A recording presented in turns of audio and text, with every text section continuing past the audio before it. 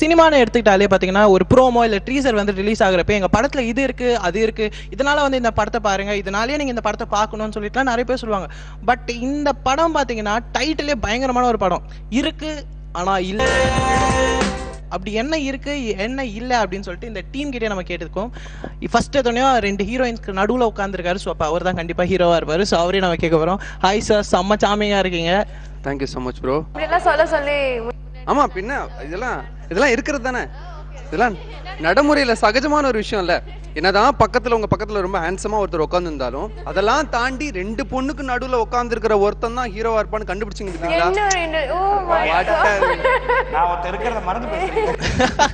கண்டிப்பா சார், நீங்க எப்பவுமே ஹீரோ தான், ஆல் டைம் ஹீரோ தான் ப்ரோ. படத்துக்குள்ள ஹீரோ, ஆனா எப்பவுமே இப்படிதான். சரி விடுங்க, இதுலயாவது நம்மள உட்கார வைக்கிறாங்களேன்னு சந்தோஷப்படுங்க, என்னெல்லாம் நினைச்சு பாருங்க அப்போ. சரி ஓகே, நீங்க சொல்லுங்க. ஆல்ரெடி நீங்க வந்து டெலிவிஷன்ல ரொம்ப ஒரு ஃபேமஸான ஒரு ஆளுன்னு கூட சொல்லலாம். நிறைய பேர் உங்களை பார்த்துருப்பாங்க. ஸோ இவ்வளோ பேசுறதுலேயே கண்டுபிடிச்சிருப்பாங்க இதுக்கு முன்னாடி நீங்க என்னதான் இருந்திருப்பீங்கன்னு சொல்லிட்டு. ஸோ இப்போ ஒரு ஹீரோ ஆயிட்டீங்க நீங்க. ஸோ இந்த ஃபீல் முதல்ல எப்படி இருக்கு அண்ட் இதுக்குள்ள வந்த எக்ஸ்பீரியன்ஸ் பத்தி கொஞ்சம் சொல்லுங்க. முதலேருந்தே நான் சொல்லிட்டு இருக்க ஒரு விஷயம் தான், இந்த படத்தை பொறுத்த வரைக்கும் கதை, திரைக்கதை, டைரக்ஷன் மட்டும்தான் ஹீரோ.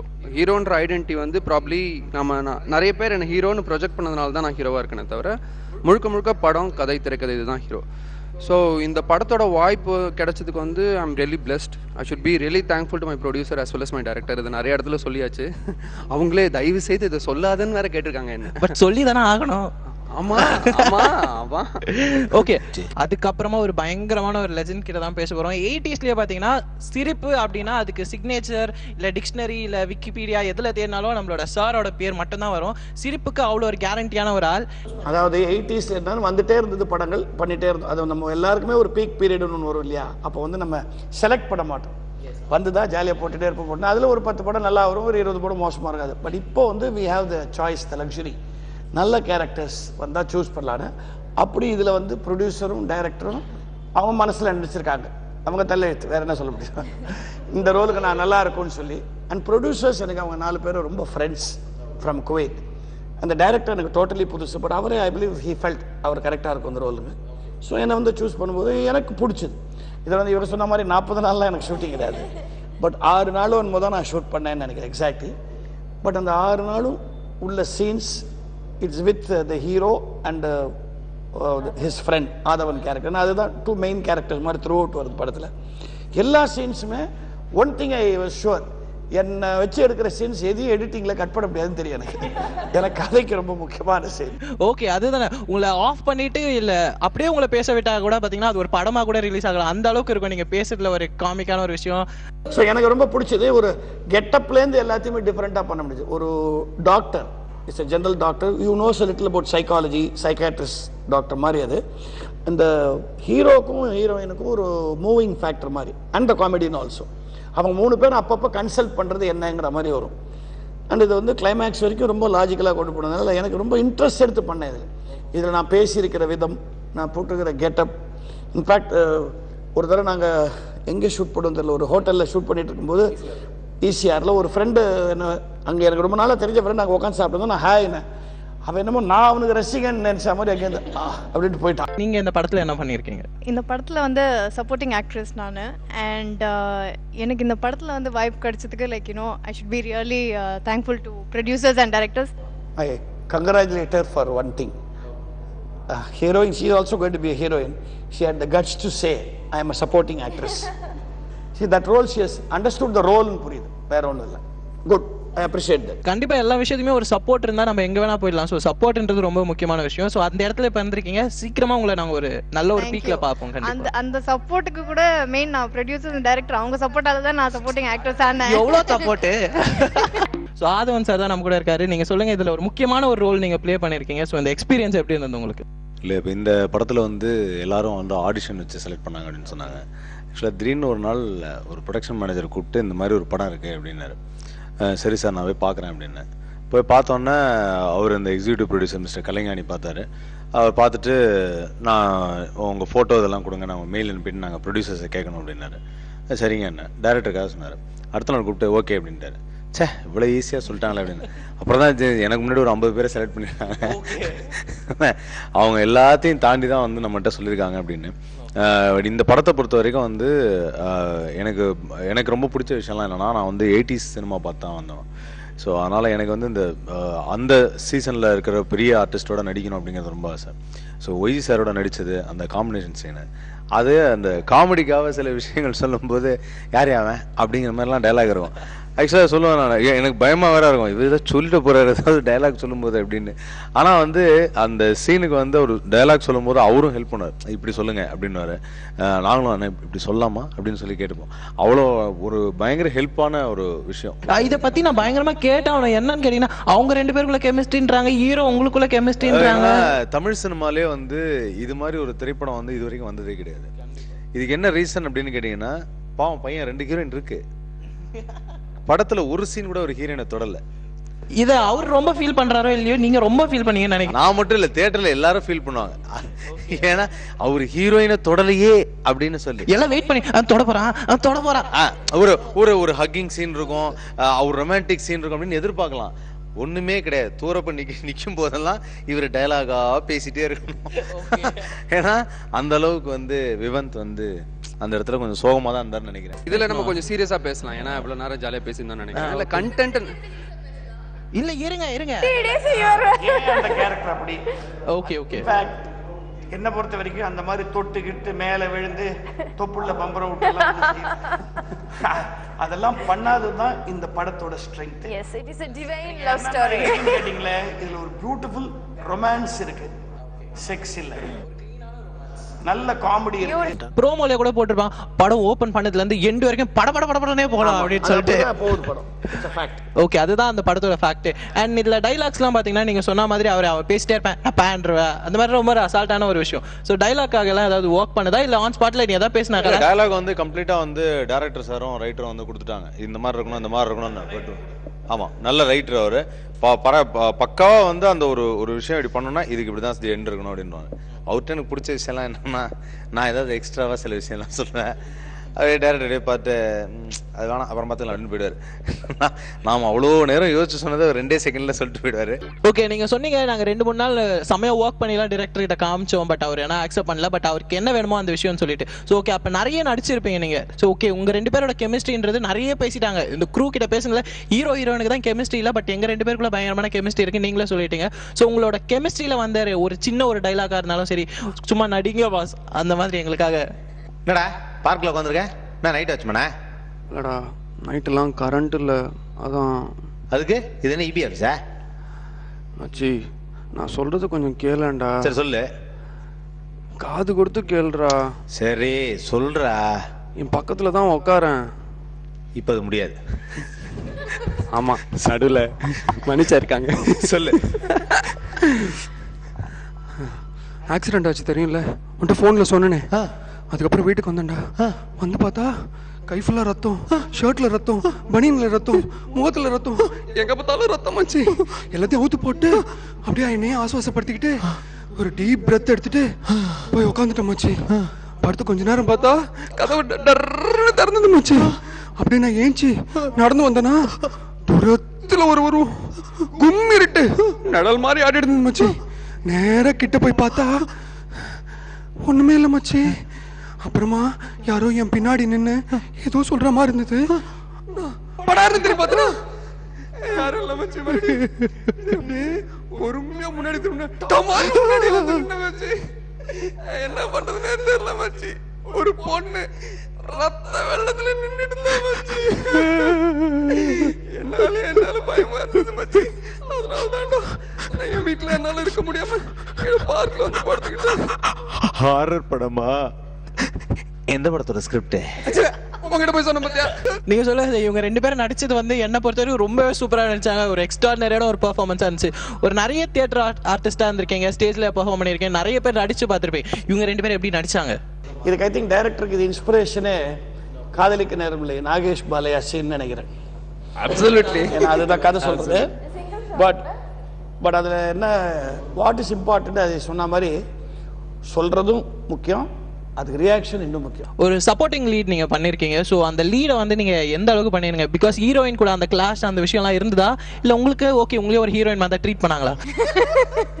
இல்லை அவ்வளோ ஒன்றும் இல்லை. She as a supporting actress நாங்கள் 2 பேர் நான் சொன்னேன் இல்லையா, off screen we were like sisters, like we were எங்க கெமிஸ்ட்ரி ஜாஸ்தி இருந்தது.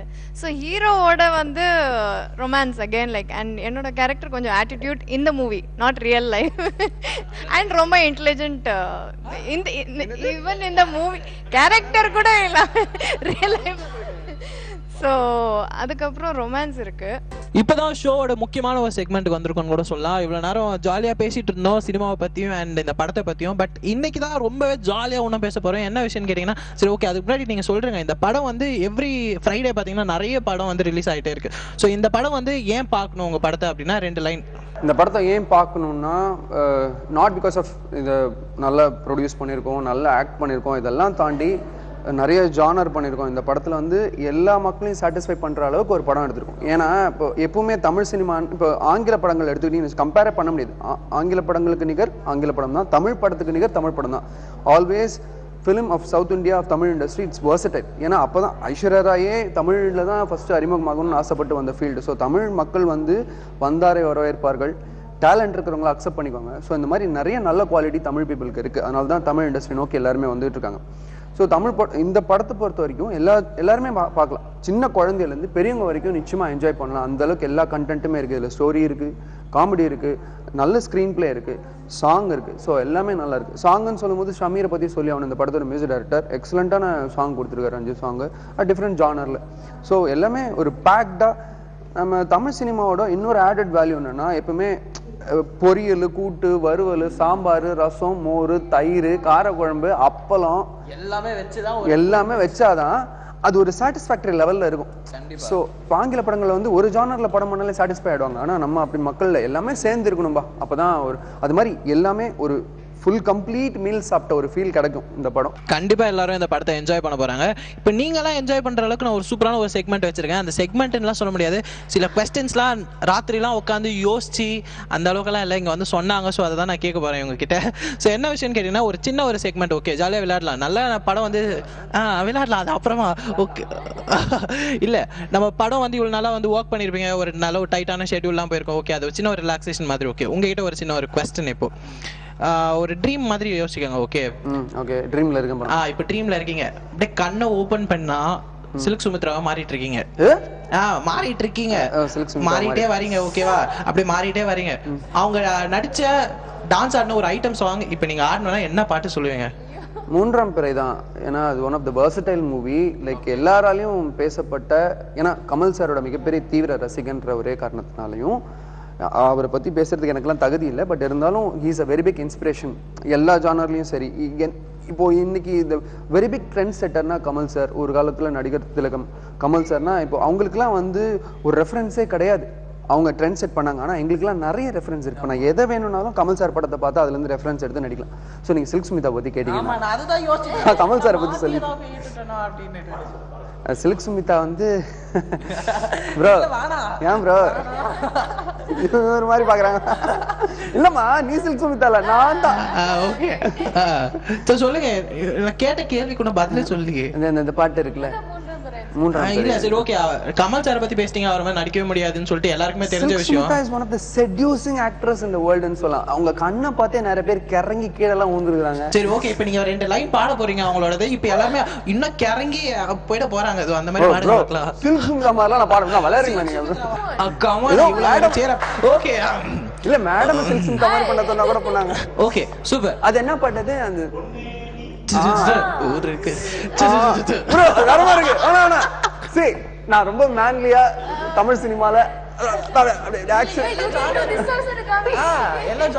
உங்களுக்கு அதே மாதிரி தான் ஒரு ட்ரீம் சீக்வென்ஸ்லாம் சொல்ல மாட்டேன். ஓகேவா, நெக்ஸ்ட் டே வந்து எழுந்துக்கிறீங்க, ஒரு ஹீரோவா மாறிட்டீங்க. ஓகே, அந்த ஹீரோ நீங்க யாரை வேணா சூஸ் பண்ணிக்கோங்க. தமிழ் இண்டஸ்ட்ரியில இருக்கவங்க யாரை சொல்லுவீங்க டக்குன்னு? இந்த ஹீரோவா தான் நான் மாறி இருக்கணும் அப்படின்னா? சூர்யா. சரி ஓகே, அவரு அப்ப நடிச்ச படத்துல இந்த படத்தை நான் நடிச்சிருந்தேன்னா சூர்யாவோட சூப்பரா நடிச்சிருப்பேன் அப்படின்னா? Every movies. ஓ, எந்த படம் இப்ப கொடுத்தாலும் சூர்யாவோட சூப்பரா பண்ணிருப்பீங்க. சூர்யா சார் டயட்ல இருக்காரு, 6 பேக் வச்சிருக்காரு, சட்டி சோற கட்டு கட்டு உட்கார்ந்து பொண்ணு இல்ல சாப்பிட ஆரம்பிச்சா இல்ல டயட்ன்ற அகராதியே கிடையாது. நல்லா உழைக்கிறோம்ல, நல்லா சாப்பிட்டா தானே.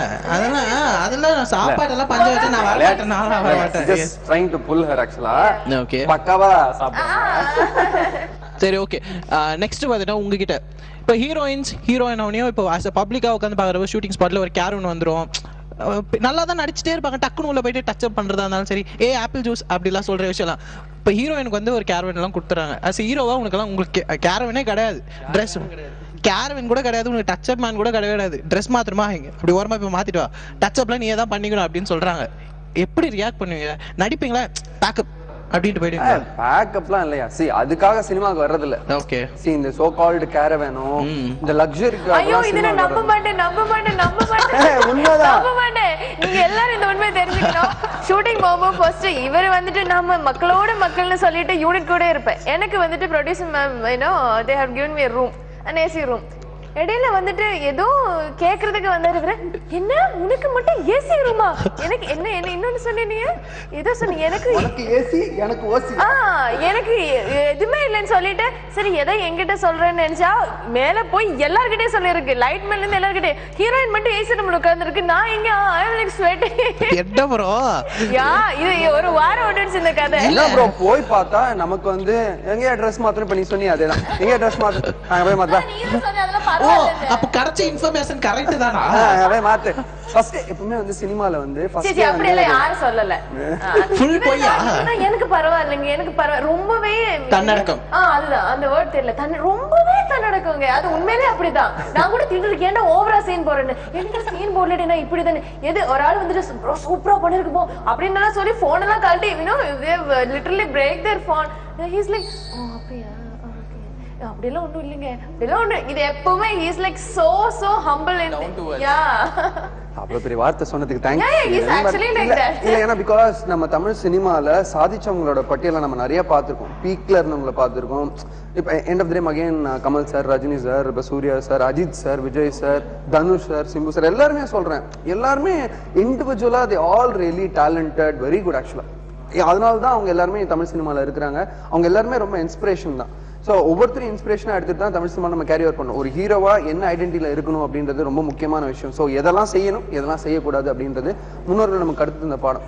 ஸோ தேவையில்லாத பந்தா அலர்ட்டெல்லாம் வேஸ்ட். நம்மளோட கண்டென்ட் என்ன நடிப்பில் காட்டணுன்றது தான் என்னோட ஆசை. ஸோ அதை நம்ம ட்ராவல் பண்ணணும். ஓகே, ஒரு சின்ன ஒரு ஆடிஷன் நான் வைக்கிறேன், டேரக்டர் ஆகணும்னு கூட எனக்கு கொஞ்சம் கற்பனை, பட் நம்மளுக்கு வரமாட்டேன். இல்லை கரெக்டு, எனக்கு கரெக்ட், எனக்கே தெரியும் அது ஆக முடியாத. நான் வந்துட்டேன், பேசிட்டு இருக்கோம். சரி ஓகே, நீங்க சொல்லுங்க. இப்போ நீங்க ஒரு சின்ன ஒரு சீக்வன்ஸ், ஓகே நீங்க ஒரு கம்பெனியோட ஹெச்ஆரா இருக்கீங்க, அவங்க வந்து ஒரு எம்ப்ளாயியா வராங்க, உள்ள இன்டர்வியூ வந்திருக்கீங்க. ஸோ அவங்க கிட்ட நீங்க வந்து கொஸ்டின் கேட்கணும், ஃபுல்லாக தமிழ்ல தான் கேட்கணும், அவங்களும் தமிழ்ல மட்டும் தான் ஆன்சர் பண்ணணும். ஹாயா ஓகே, அது உங்களுக்குள்ள எப்படியே பண்ணிக்கோங்க. சிரிக்கிறீங்க, கம்பெனியோட ஹெச்ஆருங்க எப்படி பிஹேவ் பண்ணணும் உங்களுக்கு தெரியாது? ஹெச்ஆர் கிட்ட சிரிக்க கூடாதா சார்? இப்படிலாம் கேட்டீங்கன்னா நான் ஸ்லிப் ஆயிருவேன். சரி क्वेश्चन கேளுங்க. நான் ஒரு strict officer, you know. Oh okay okay. வேற என்ன இது வரைக்கும் என்ன பண்ணிருக்க? எதுவுமே பண்ணல சார், வீட்டுல தான் உட்கார்ந்துட்டு இருந்தேன். திடீர்னு காலைல எந்திரிச்சப்போ சும்மா உட்கார்ந்து போர் அடிக்குதே, ஒரு வேலைக்கு போலான்னு பார்த்தா பழைய டிகிரி சர்டிபிகேட்லாம் இருந்துச்சு. உனக்கு போர் அடிச்சா வேலைக்கு வருவியா நீ? ஏன் அப்படிதானே எல்லாரும் பண்றாங்க. ஒரு சில பேர் சம்பாதிக்கிறதுக்கு வராங்க, எனக்கு போர் அடிக்கிறது, அதனால வந்திருக்கேன். வேற என்ன படிச்சிருக்க? நான் படிச்சுதான், நான் பிஹெச்டி எல்லாம் இப்பதான் பண்ணிட்டு இருக்கேன். பிஹெச்டி பண்ணிருக்க, அந்த திமிர்ல பேசுற? அம்மா கண்டிப்பா கொஞ்சம் திமிரு இருக்காதா என்ன? கஷ்டப்பட்டு நைட் டே எல்லாம் படிச்சு ரேங்க் எல்லாம் வாங்கிருக்கு, கொஞ்சம் திமிரு இருக்கும். ரேங்கா? It's is not called as திமிரு, அது ஆட்டிட்யூட், குட் ஆட்டிட்யூட். பொண்ணுங்களுக்கு ஏகமே எப்பவுமே இந்த ஆட்டிட்யூட் பிரச்சனை. பசங்க மென்டாலிட்டி ப்ராப்ளம் சார். பொண்ணுங்களை பார்த்தாலே ஆட்டிட்யூட்னா வேணா கவுத்திட்டேனா சூப்பர் ஃபீல், நான் கவலைனா ஆட்டிட்யூட், அது அப்படிதான், ஒன்றும் பண்ண முடியாது. சரி, இப்ப இந்த வேலைக்கு நீங்க தகுதியானவங்க நீங்க நினைக்கிறீங்க, அப்போ நீங்க எதுக்கு உட்கார்ந்துட்டு இருக்கீங்க? நான் ஏற்கனவே செலக்ட் பண்ணி கம்பெனியை உட்கார வச்சிருக்கீங்க. அதான் அதுக்கு நீங்க தான் சொல்லணும்ல, என்னைய கேக்குறீங்க? அப்ப நான் உட்கார தேவையில்லை, நான் ஸ்ட்ரைட்டா வேலைக்கு போயிடலாமே. இல்ல அதுதான், நீங்க கேள்விக்கு எதுக்குமே கரெக்டா பதில் சொல்ல மாட்டேங்கிறீங்க, தப்பா பதில். அப்படின்னா கிளம்ப சொல்லுங்க, ஏன் உட்கார வச்சுன்னு பேசிட்டு இருக்கீங்க? ஒரு பொண்ணு, நான் ஒரு ஹெச்ஆர்னா பொண்ணு இல்ல ஸ்லிப் ஆக வேண்டிய இடத்துல ஸ்லிப் இருக்கு. ஆனா இல்லை படம் மூலியமா ராஜ் டிவி வியூவர்ஸ் எல்லாரையும் மீட் பண்ணதுல ரொம்ப ரொம்ப சந்தோஷம். இந்த படத்தை இவ்வளவு நேரம் நீங்க இன்டர்வியூ ரொம்ப என்ஜாய் பண்ணி பார்த்திருப்பீங்கன்னு நம்புறோம். அதே மாதிரி இந்த படத்தையும் நீங்க எல்லாருமே தியேட்டர்ல போய் பார்த்து என்ஜாய் பண்ணோம், அப்பதான் எங்களுக்கு அதோட சாட்டிஸ்ஃபேக்ஷன். ஸோ நீங்க எல்லாரும் நிச்சயமா போய் பார்க்கணும்னு கேட்டுக்கிறேன். எல்லாரையும் கூட்டு போங்க, ஃப்ரெண்ட்ஸ் ஃபேமிலி யாரா இருந்தாலும் இந்த படத்தை போய் கூட்டு போய் பாருங்க. எங்க எல்லாரையும் நீங்க சப்போர்ட் பண்ணணும்னு கேட்டுக்கிறேன். Thank you so much from Vivanth. புதுசா நிறைய ஹீரோயின்ஸ்லாம் நம்மளோட இண்டஸ்ட்ரிக்கு வந்திருக்காங்க. கண்டிப்பா அவங்க ஒரு நல்ல ஒரு பீக்ல நம்ம சீக்கிரமா பார்ப்போம்ன்ற ஒரு நம்பிக்கையோட இந்த இன்டர்வியூவா அப்படியே முடிச்சிட்டு நானும் கிளம்பிக்கிறேன். until then bye from Praveen. இது பாத்தீங்கன்னா இருக்கு ஆனா